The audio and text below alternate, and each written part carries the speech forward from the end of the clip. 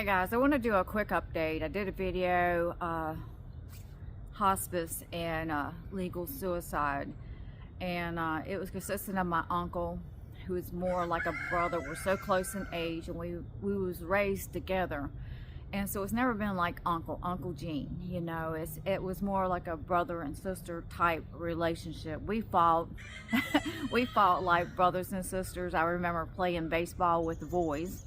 I've always been kind of like a tomboy, and we'd be out there playing baseball in the field, and I would say, it's my turn, he says, no it's not, and then he kept on, and then I was like, it's my turn, and then he swung the bat and hit me right in the head. So we always fought, and we always had that brother and sister relationship. So so that night, after I made the video about hospice and legal suicide and my thoughts on things. Now, into the nursing home, the day shift was super wonderful, great people. I've been there so much that they just knew me by name. And night shift was a little bit differently. They're limited, they have no staff, the people are not really as motivated. Pretty much all the patients have been taken care of by the first shift, the day shift, and they're kind of there for needs. And so within the situation, I made sure that they would change him, because he was wearing the briefs, the undergarments, as he called diapers, and they would give his medication, his morphine, and something with this fluid that would build up into his throat that was actually increased by the morphine. They used to have him on this suction tube thing that would suck that gook out, but hospice says, you know, now that he's on hospice, he don't need that. Okay. Morphine, they said, will be to help make him comfortable and help him into this transition time. And so I really don't understand that, because he's not going to be comfortable without that suction, that goop that's more increasing and is not being sucked out. It's kind of like he started choking. So anyways, that night, the lady came in to change him, and every time they would change him, clean him up, I would go outside the door as respect and let them do respect for him, and let them do their thing. And so I went outside the door as usual, and I went back in, and the bedding was, he has to, you know, they have to have their bedding straight. They got to lay into a comfortable position. Everything's got to be where they're comfortable. Number one, because of bed sores, and when you develop bed sores, that's where the pain is. And he did have bed sores before he went into hospice. And so once she went out and I'm in there, he's in pain. He's in a lot of pain, and he was not comfortable at all. And I'm trying to straighten him up by myself, and it was really just impossible to get him. I wanted to get him to a place of comfortable, because he wasn't in pain until she went in and moved him around.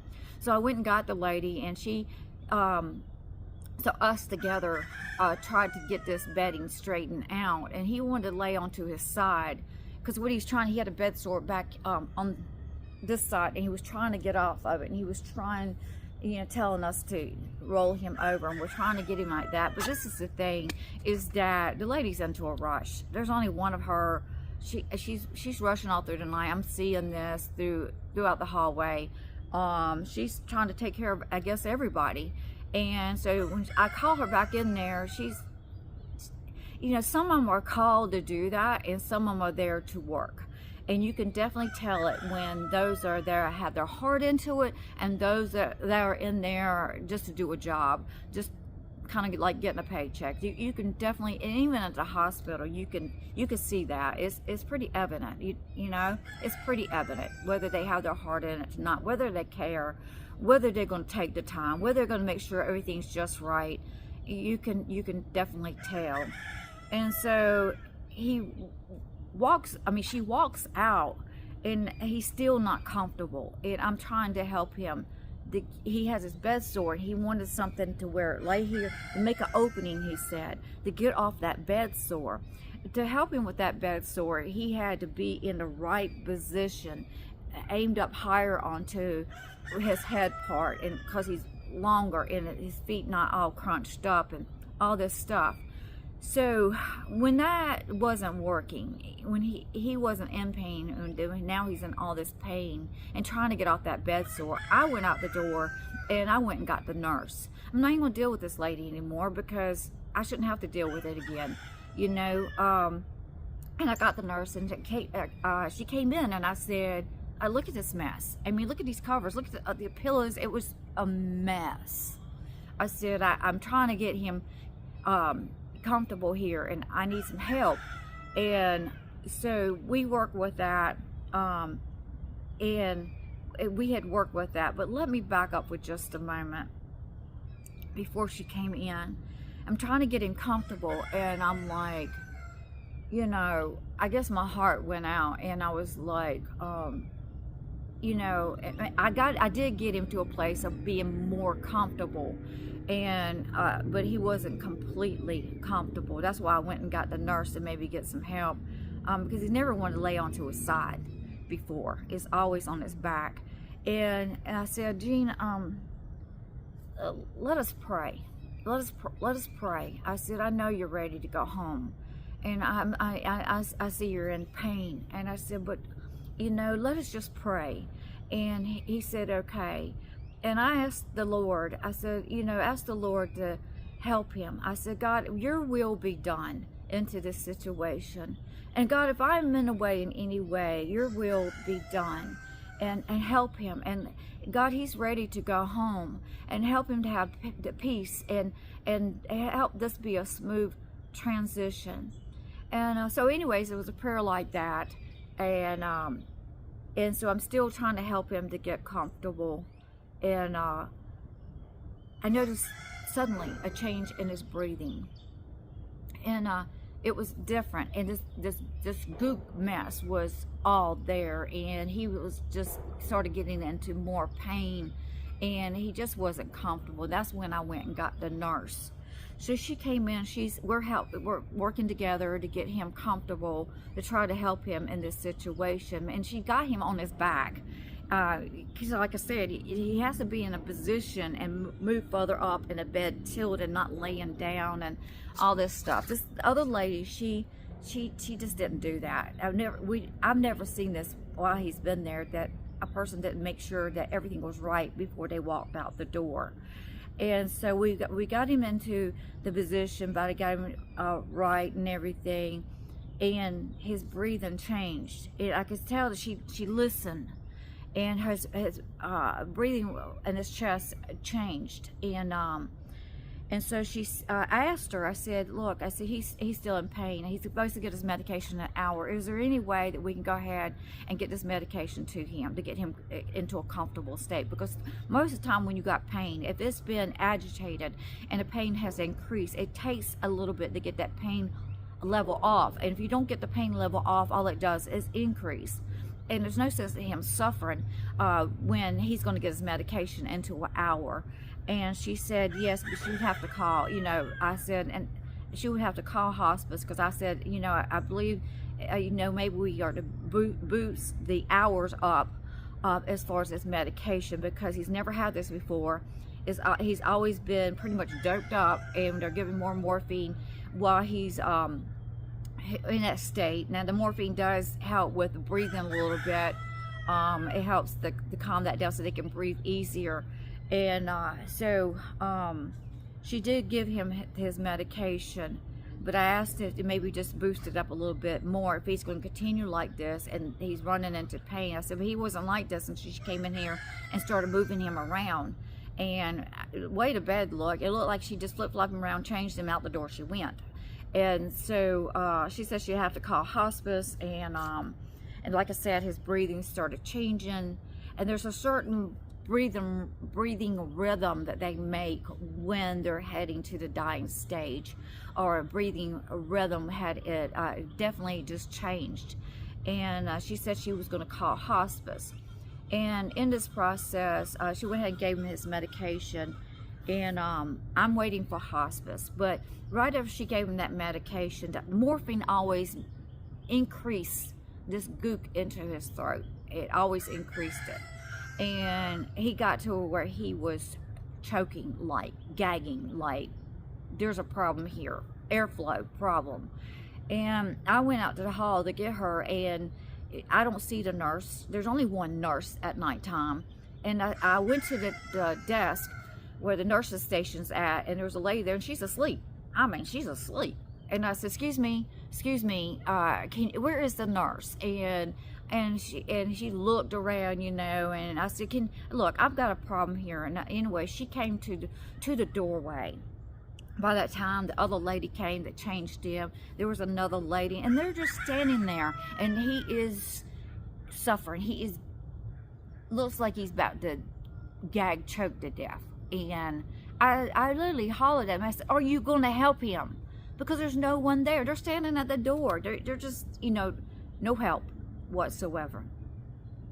So then the door is open, and I see the nurse fly by, walk real fast by. Everybody leaves. I'm in this room by myself with him, this going on, and I'm going back to the door, and I am about to get ticked because there is no help. And I'm like looking for, it was like everybody disappeared, gone. So I'm still trying to elevate his head, and all that. And then she came in there, and she said she's going to call hospice. And now I'm waiting. And I finally said to one lady, I said, is hospice coming? Because really, when you sign yourself up to hospice and hospice is involved, they're limited. They got to wait for hospice decisions. And so the medication, the morphine, helped to get him to a place of relaxation of that pain level. And he was in the right position, and he was doing fine. But I could tell his breathing into this area right here, the way he's breathing, because it had changed, and it was kind of like, I guess you could say like asthma. You're gasping for air. And I could hear, especially with all that stuff, I could hear just a slight little gurgling a little bit. And so anyways, he got to a place of comfortability. He went to sleep. He was comfortable. No more, there was no pain and everything, and he was back to normal. And waited for hospice. Hospice, you know, I waited, and finally I laid down about 3:30 into the morning and fell asleep because I hadn't been asleep. And he was doing great, and then hospice woke me up. He says, Cammy, I hate to wake you up. I know you just fell asleep. You've been awake. And then I said, you know, I got up and started talking to her about what happened. Everything was fine. What happened and everything. And I said, if his pain level is going to start increasing, if he's going to start with like this. And this gurgling and all this stuff. And the nurse, I did tell the nurse if she can go ahead and get this mess, to dissolve this mess into his throat. It was a good thing I was there. It was a good thing being there to be the eyes of Gene and helping him. Because I think if I hadn't been there, he would have died. It would have been over at that point. And so through this process, it's been really hard to watch it increase, watch everything, to just watch everything and make sure everything's right for him, and make sure he's being changed regularly. Because sometimes it doesn't happen, and you got to make sure. They're supposed to, it was a routine that they give the medicine. I'd make sure that person's coming in, and usually most of the time they would, but there were some times that wouldn't. I know they can get behind, but making sure that everything stays on tune. And the medication, that was always, it was not a problem. He had to come in with a syringe, right? Whether he needed it or not, it was there. And so hospice came in, and she suggested that we increase it to every 2 hours. And I said, well, I don't want him to suffer like this. I don't, you know, everything was going well. He can't even get through one medication before he's being given more. I don't want him to suffer like this. because I was noticing his breathing. I knew something was increasing fast. Now, mind you, we had prayed before the nurse came in here, and I asked God's will to be done. If it is His will for him to go ahead and transition, to go on home to be with the Lord, then let's do it quickly. Let it be a smooth transition. Let him not suffer anymore. If it's His will, if it's His timing, let it take place. And remind you that he said weeks before he felt like he was going to be going by September the 1st or so. His daddy died September the 2nd, and when he was 9 months old. My mother died exactly the next day, 5 years, on September the 3rd.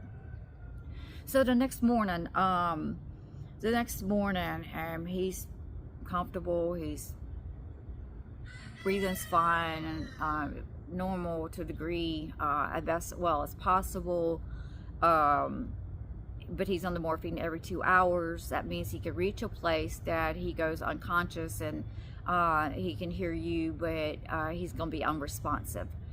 And so the next morning I get up and I look at the clock, and I thought it said 7 o'clock. I'm getting up later than usual, and 7 o'clock, but it was actually 8 o'clock. I'm tired. I run to go get some coffee. They don't have caffeine in their coffee, so it was kind of like just drinking juice or something. It really, I drink 3 cups and I'm just about lack of sleep and tired.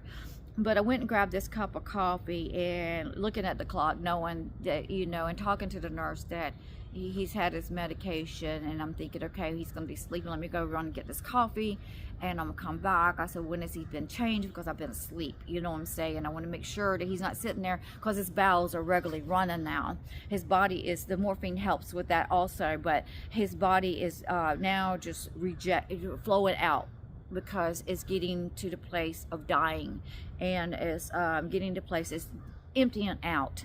And so I want to make sure he's being changed. He's not sitting in there, because one of the nurses said make sure they come in here and change him at every 4 hours. He gets his medicine every 4 hours, and he's being changed. And I stayed on that, because sometimes it didn't happen. He's not going to sit there and sit and poop and pee, so you have to watch that with them. So I went and got the coffee. Like I think I said, that he had his medication, make sure he's changed. And I'm looking at the clock, and usually I'm heading back. I will run home to make sure my animals, everything's cool there, that they're okay, because I had a problem with the waters 2 days in a row. And I'll come back home and they would not have any water. And I thought, I didn't want to leave. I said, I'm going to run home, and I knew the feeding, it wouldn't take very long. I'm just going to be there, make sure the water's right. And I did. And I had some people text me about coming to pick up a couple of things, items that I had on Facebook marketing to pick up. And I was like telling them I'm at a nursing home. I got someone in hospice. And then it looked like a time that I could leave. And I said, well, I'll go and check on everything. Allow them to come and pick up the items. Figured it would be fast. I make sure everything's come. I'm going back to the nursing home, and this lady came. First of all, she came the first time, and I already told her. I said, I'll let you know when I'm leaving the nursing home, because I can't say I'm going to leave at a certain time, because I've got to make. I'm not on this permanent schedule with this situation. And she shows up at my house as I'm here. I said, did you read my message? So anyways, then I'm leaving, and I text him. I said, if you want to come, you can come. And so there was another person picking up a container. Boom, he gave me the money. He was gone. He was second. And she comes here and to get up an inversion table, which is what turns you upside down to stretch your muscles and joints and stuff like that. I never got a chance to use it. And she comes here with no help. There's no way to pick up that inversion table by yourself and get it out the door and get it in her vehicle. And I'm like, I should have told her, look, you're gonna have to bring some help. I told you I'm in a nursing home. I got someone in the hospice. I'm came to feed my animals. I don't have time for this morning. And I'm not trying to sound mean, but it's the fact. But I help her to get this thing. Went to make sure everything's cool, which it was.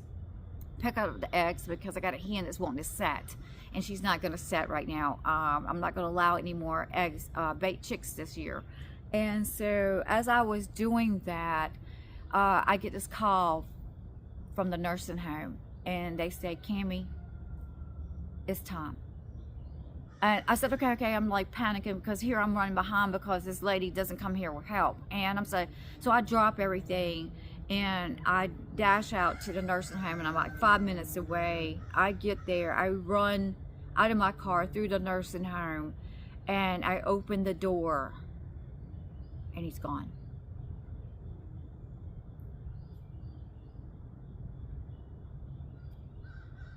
They're washing his body up.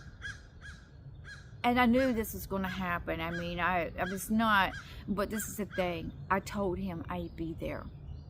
I told him I would be there with him to the end. Right there. I didn't want him to be alone. I didn't want him to go. I wanted him to have peace with everything. Now, going back to the prayer, God moved quickly. Everything shifted very fast. Very fast. And I was hesitant of leaving. That's why I went ahead and left. If I had been on schedule myself on my own sleeping pattern, I would have been gone and been back. And really, I said, I'm gonna go one more time, and everything's cool. I'm not gonna worry after that. And I knew, because I knew I needed to be there. I was just, making sure they're okay for a day or so or whatever, and making sure they're okay.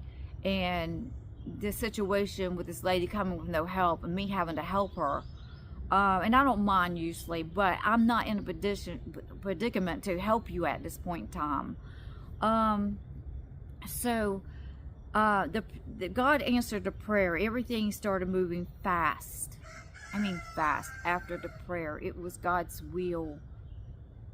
He answered the prayer. Oh, and let me back up. Within that, while I was praying, after as soon as I stopped, I could feel the presence. Whether it was a guardian angel, angels. At that point, it was not. It was a little bit differently than the Holy Spirit, but it was a presence. It was a God presence. It was, I thought, maybe more of a angel. Okay. I lift up my hands because I knew. I felt like it was an angel there in the room.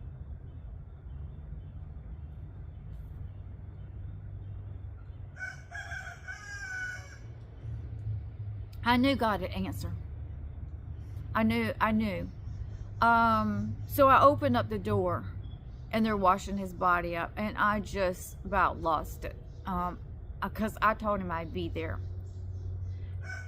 And I said, I told him I'd be here. And she says, I've been doing this for a long time. She says, they don't want you to be there. Most of the time, they will go ahead and leave while you're out. They don't want you to be there. She said, I've been doing this for a long time. Okay, so I said, but I told him. And the shock of walking in that room, and they're washing his body up, and he's gone, and I wasn't there. And it was hard, and it was going to be hard anyhow, but it was not what I expected.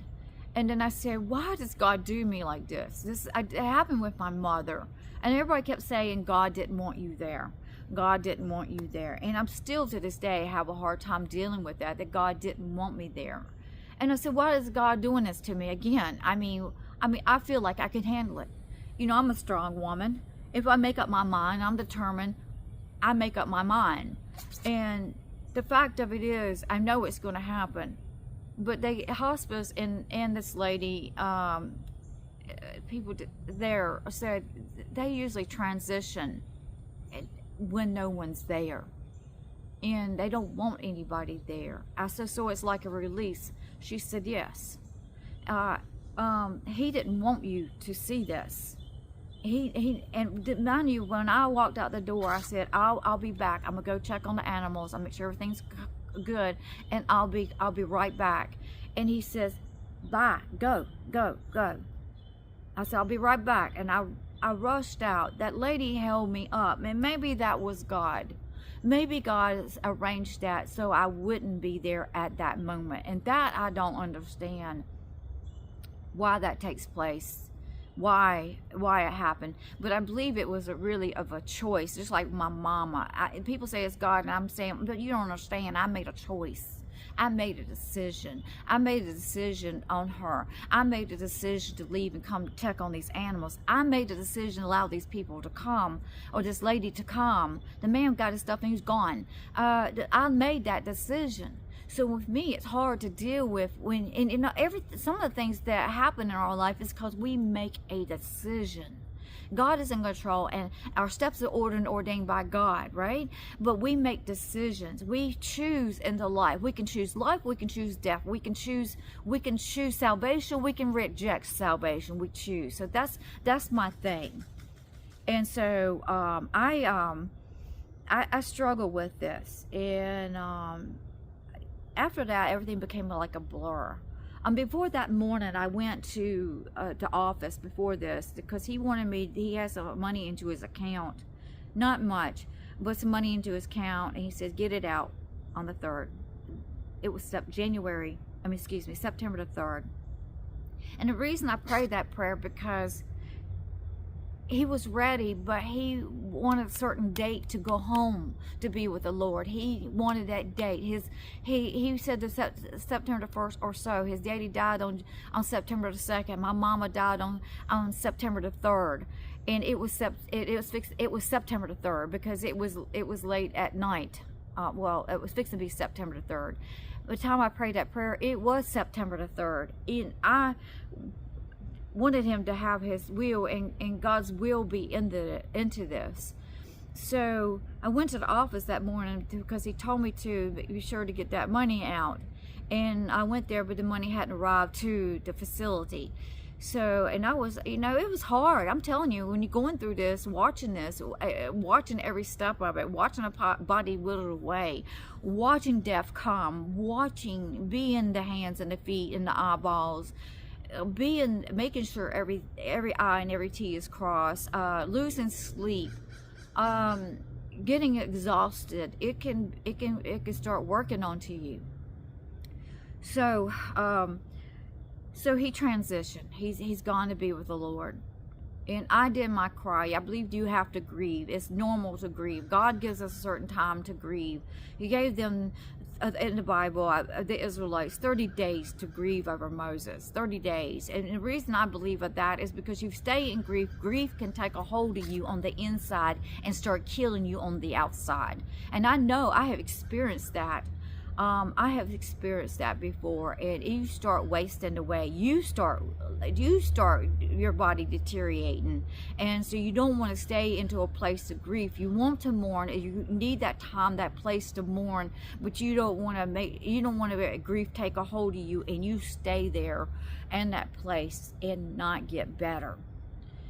Whether they go to heaven or whether they go to hell, the Bible says, "Oh, death, where is thy sting?" Because once you know they're gone, it's a better, it's easier, it's better for you when you know they're in a better place. They're not here. They're not dealing with this mess down here. They're not suffering anymore. They're joyful, and so that helps you to get over grief.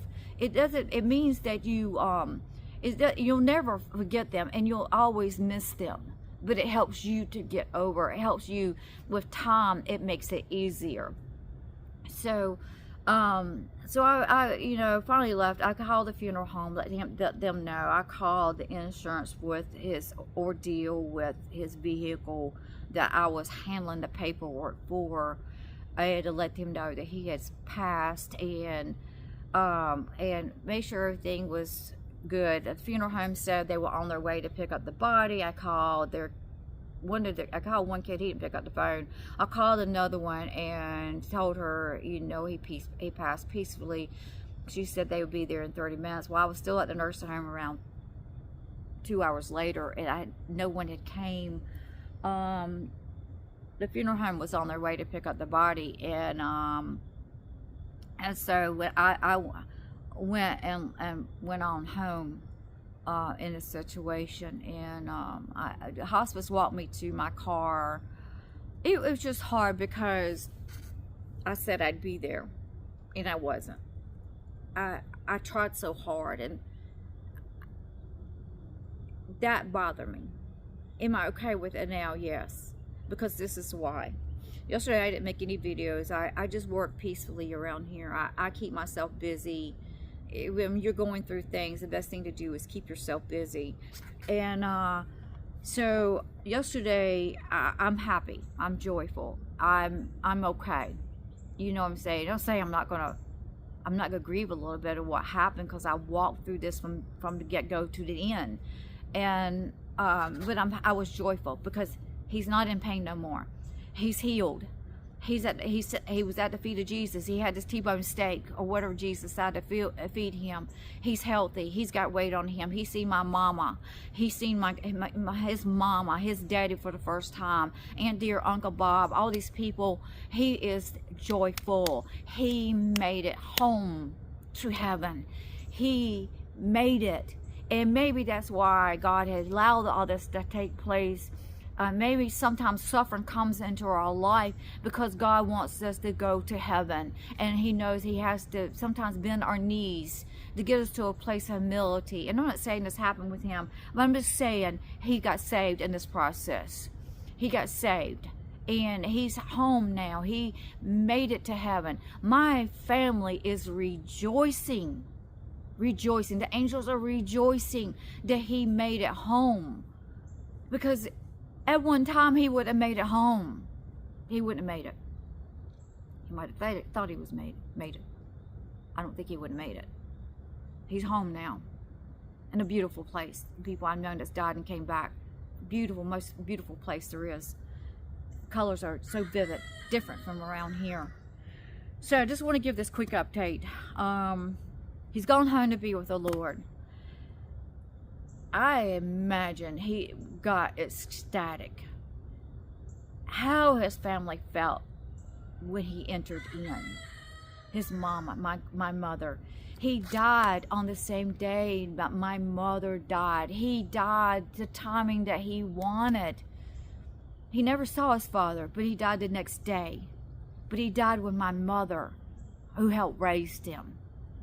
And my grandmother was there, greeting. All of them greeting him in. He got his wish. He got his want. In the end, all is well. All is well with my soul. So all is well. Everything worked out to the will of God. And that's what we should be concerned with, is the will of God. He made it home. He's in heaven. He didn't go to hell.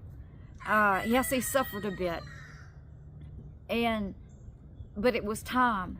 And God seen fit to quickly take him home. Maybe it wasn't the will of God, for whatever. Maybe I think I can handle seeing death like that, or seeing my loved one go like that, gasping.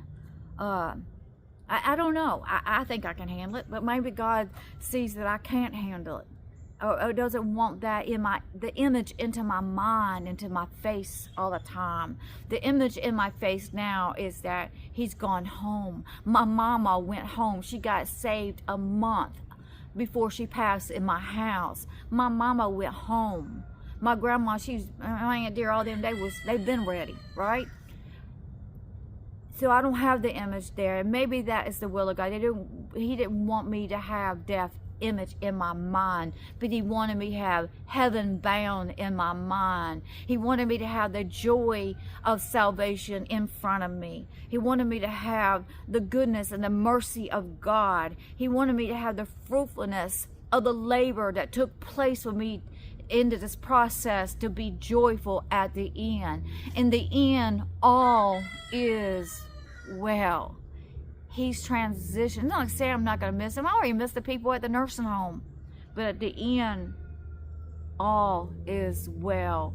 And I had to thank Hospice. I had to thank the nursing home for all of them, because they saw me there. They said, you did everything right. The lady says, I've been doing this for 18 years. And it's been a long, long time since I've seen someone do good like you did. I told everybody, as people say how well I did, I said, it was God. God put me in here. God, this is the will of God. This is what God wanted me to do. This is why I stuck in. I've been persecuted by his family.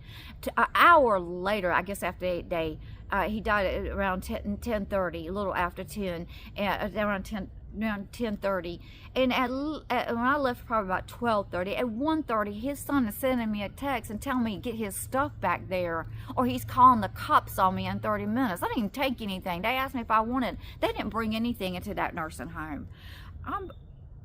Only me and the nurse did in that process. And they asked me if I wanted it. I said no. I said if his family comes, I said, they can get it. If they don't come and get it, I'm 5 minutes away, and I'll come pick it up and I'll get it to them. I'm being accused of something else. I said, so anyways, shorten that, because it's no big deal. Okay, they've been doing this since he started passing. They just pissed off. Excuse me for saying it like that, but if you watch my videos, I'm pretty straightforward. So they're just pissed off because I handled everything, and and they accused me of stealing money and all this stuff, and it's not true.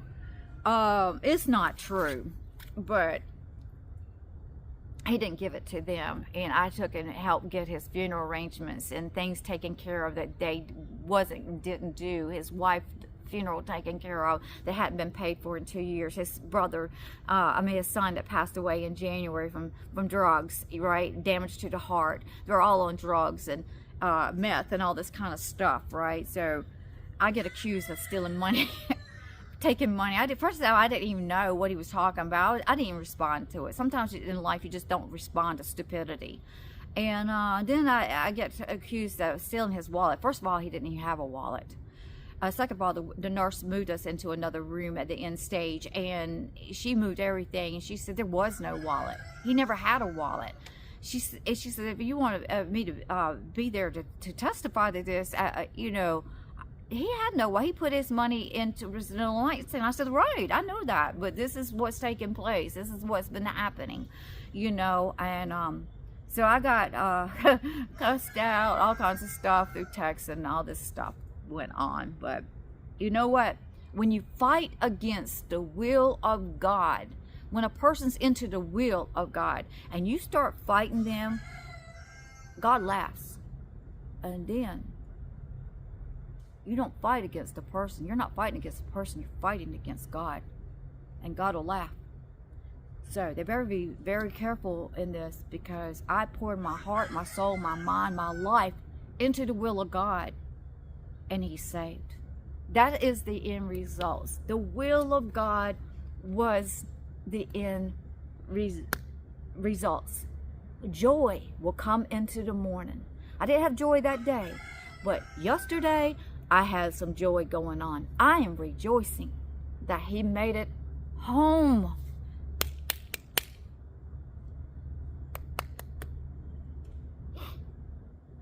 He made it home. He made it home, and that's all that matters. So my tears today are joy. Joy comes into the morning.